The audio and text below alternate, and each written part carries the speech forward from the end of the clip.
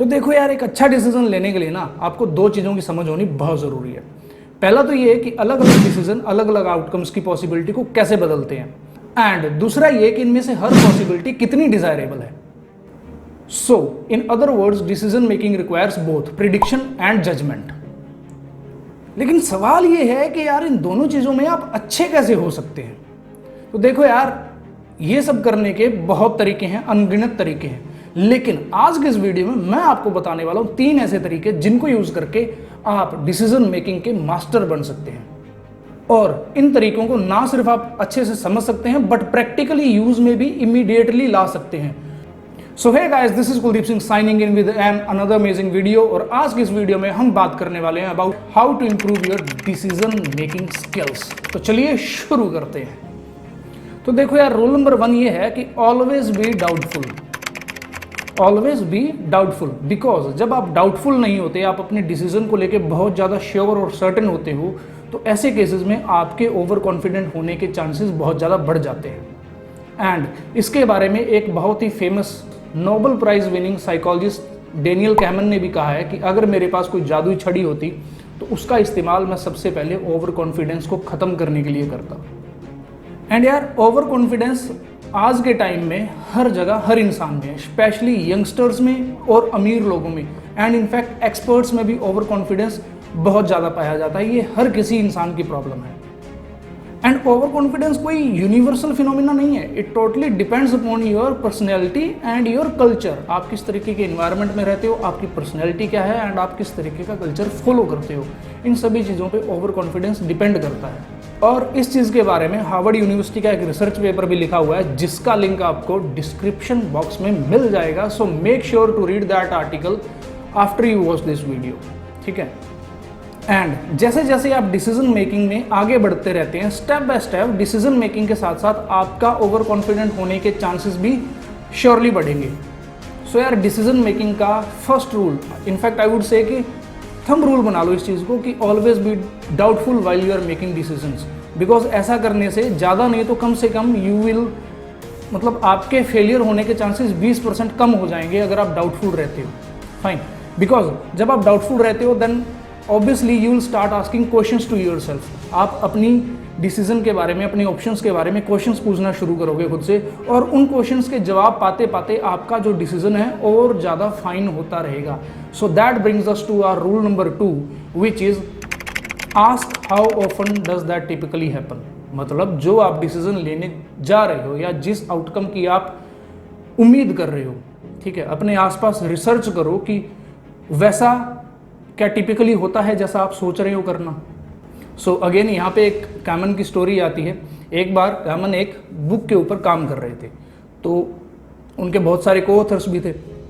सो उन्होंने वैसे ही अपने को ऑथर से पूछ लिया कि यार अंदाज़ा लगा के बताओ कि ये टेक्स्ट बुक हमें कंप्लीट करने में कितना टाइम लग सकता है। तो उनके को ऑथर्स ने घंटों रिसर्च या घंटों सोचने के बाद ये डिसाइड किया कि सभी जने एक कंक्लूजन पे आए कि इस टेक्स्ट बुक को पूरा करने में 18 महीने से लेकर के 2.5 साल तक लग सकते हैं। तब कैमन ने एक और को ऑथर से पूछा, जो बहुत बड़े ऑथर थे, जिन्होंने बहुत ज़्यादा टेक्स्ट बुक्स ऐसी लिखी थी, ऐसे प्रोजेक्ट्स पे जिन्होंने बहुत ज़्यादा काम किया था। तो उनसे पूछा कि सर आपको क्या लगता है। तब उन्होंने सोचने के बाद बोला कि यार 40% ग्रुप्स ने ऐसे प्रोजेक्ट्स टाइम पे कभी पूरे ही नहीं किए। इनफैक्ट जो लास्ट प्रोजेक्ट मुझे ऐसा याद आ रहा है, उसे पूरा करने में 7 साल लग गए थे। तो यार, इस पूरी स्टोरी का पॉइंट सिर्फ ये है कि आपको कोई भी डिसीजन लेने से पहले रिसर्च करनी बहुत ज़्यादा ज़रूरी है। बिना रिसर्च के आप कोई भी डिसीजन नहीं ले सकते।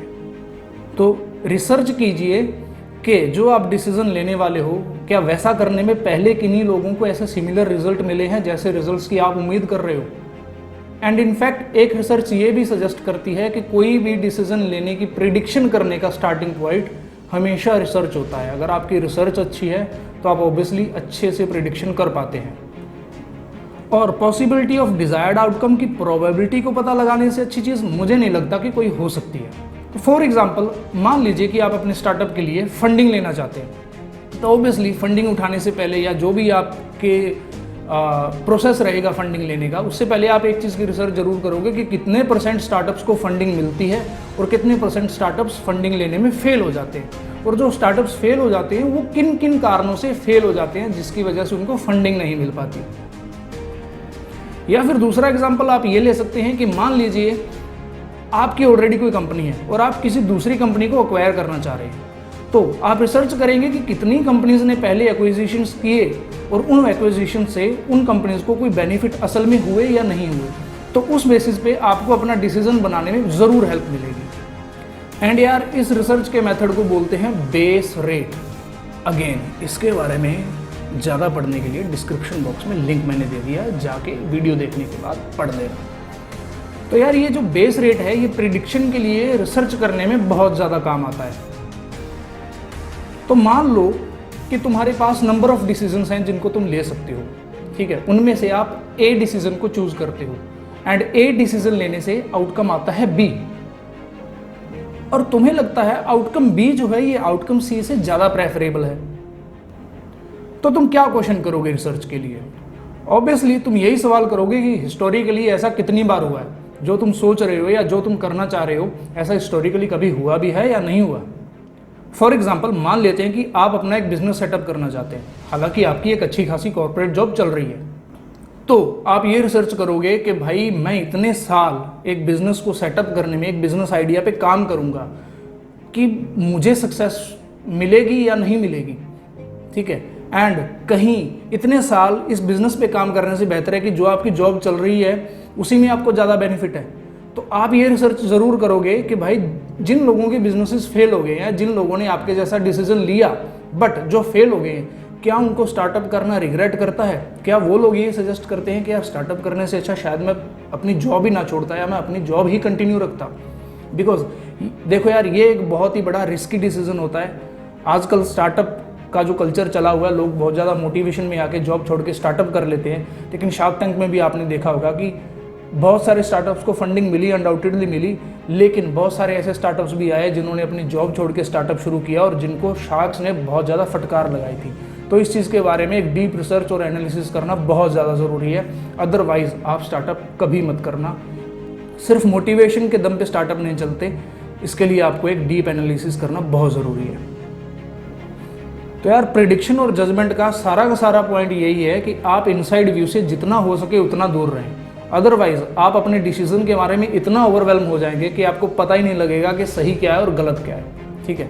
थोड़ा बचपन की चीज़ों को याद करते हैं। जब बचपन में अपन एग्ज़ाम देते हैं, इनफैक्ट अभी भी एग्ज़ाम्स के अंदर MCQs आते हैं, ठीक है, तो MCQ के अंदर हमें चारों के चारों ऑप्शन सही लगते हैं, फाइन, हमें लगता है कि A भी सही है, B भी सही है, C भी सही है और D भी सही है। वो इतने कंफ्यूजिंग ऑप्शंस होते हैं कि हमें सारे के सारे सही लगते हैं और हमें पता नहीं होता कि कौन सा ऑप्शन सिलेक्ट करना है। तो ऐसे केसेस में हम क्या करते हैं? हम एलिमिनेशन का प्रोसेस यूज़ करते हैं, सिखाया होगा क्लासेस में, ठीक है। तो अपन क्या करते हैं, एक एक करके ऑप्शंस को एलिमिनेट करना शुरू कर देते हैं, जिससे कि लास्ट के अंदर अपने पास सिर्फ एक ऑप्शन बच जाता है जो कि सही होता है। अगर आपका प्रोसेस सही है, अगर आपका लॉजिक और मैथ सही है, तो ऑब्वियसली आप एक सही डिसीजन के ऊपर पहुंच जाते हैं। And this logic and maths bring us to our rule number 3, which is always ask about probability. So इसके लिए ज़रूरी है कि यार हम प्रोबेबिलिटी के बारे में थोड़ा बहुत ज़रूर कुछ ना कुछ सीख लें। अदरवाइज जो पहले 2 रूल्स हैं इनको आप फॉलो बहुत अच्छे से कर लोगे, इनको आप यूज़ बहुत अच्छे से कर लोगे, लेकिन प्रोबेबिलिटी का पता होने के बगैर ये दोनों रूल कहीं ना कहीं अधूरे हैं। हालांकि प्रोबेबिलिटी को प्रैक्टिस में लाने के लिए आपको थोड़ा बहुत टाइम ज़रूर लगेगा, बिकॉज इसके लिए आपको प्रोबेबिलिटी ऑब्वियस सी बात है सीखनी पड़ेगी। रिसर्च की भी अगर माने तो सिंपल प्रोबेबिलिटी सीखने से भी आपकी डिसीजन मेकिंग और जजमेंटल स्किल्स बहुत ज़्यादा इंप्रूव होने लगेंगे, बिकॉज सबकॉन्शियस लेवल पे आप हर चीज़ की प्रोबेबिलिटी को ढूंढना शुरू कर दोगे, हर चीज़ की प्रोबेबिलिटी को आप ऑटोमेटिकली समझना शुरू कर दोगे, जिसकी वजह से आपके छोटे छोटे डिसीजंस भी और इनफैक्ट डेली लाइफ के डिसीजंस में भी पॉजिटिवली चेंज आने लगेगा, क्योंकि कॉग्निटिवली आप कम एरर्स करने लगेंगे और आपके माइंड की रिवायरिंग ही इस तरीके से हो जाएगी कि आप डिसीजन मेकिंग के मास्टर धीरे धीरे बनने लगेंगे।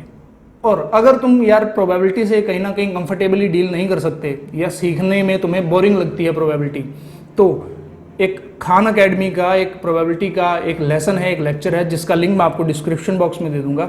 उस लेक्चर को जाके ज़रूर देखना। आधा घंटा 1 घंटा लगा के थोड़ा सा अगर तुम बेसिक प्रोबेबिलिटी का सीख लोगे तो यार ये चीज़ तुम्हें पहले 2 रूल्स में भी बहुत ज़्यादा हेल्प करने वाली है। बिकॉज ये तीनों के तीनों जो भी रूल्स मैंने आपको बताए हैं ये एक डीप रिसर्च से आए हैं। मुझे लगभग 1 हफ्ता लग जाता है कोई भी कंटेंट अगर मैं बनाता हूँ तो, ठीक है। उसके बारे में अलग अलग चीज़ें मुझे पढ़नी पड़ती हैं, उसके बाद एक कंक्लूजन निकाल के मैं आपके साथ एक वीडियो के ज़रिए शेयर करता हूँ। फाइन। तो ये तीनों रूल्स कहीं ना कहीं एक दूसरे से जुड़े हैं। इस वजह से अगर आप प्रोबेबिलिटी सीख लेते हो तो पहले 2 रूल्स में भी कहीं ना कहीं आपको ज़्यादा बेनिफिट मिलने शुरू होंगे। और ऐसा करने से आप अपने जो डेली के डाउट्स और इनसिक्योरिटीज भी होती है ना नॉर्मल लाइफ की भी, उनके बारे में भी आप ज़्यादा डीपली सोच के एक परफेक्ट डिसीजन लेने में आप मास्टर हो जाओगे। और अगर इन तीनों रूल्स को कंबाइन करके तुमने कोई डिसीजन ले लिया, then believe me I can write it down, इससे अच्छा डिसीजन तुम जिंदगी में कभी कोई ले नहीं पाओगे। बिकॉज इन तीनों के साथ जो एक डिसीजन निकल के आएगा, बहुत सारी आइट्रेशंस लगेंगी, धीरे धीरे विद प्रोसेस तुम्हारा ये जो डिसीजन मेकिंग का प्रोसेस होगा ये फास्ट होगा। स्टार्टिंग के अंदर ऑब्वियस सी बात है तुम स्लो डिसीजन मेकिंग करोगे, बिकॉज ये तीनों चीज़ों को ध्यान में रखना, माइंड के अंदर रखना, उसके बाद डिसीजन लेना थोड़ा सा डिफिकल्ट काम है। लेकिन जब प्रैक्टिस करना शुरू करोगे, धीरे धीरे तुम स्टेप बाय स्टेप अपनी एफिशिएंसी को बढ़ाओगे, तब जो तुम डिसीजन लेने शुरू करोगे वो ऑब्वियस सी बात है कि तुम्हारे पहले के डिसीजन से बहुत ज़्यादा अच्छे डिसीजन होंगे।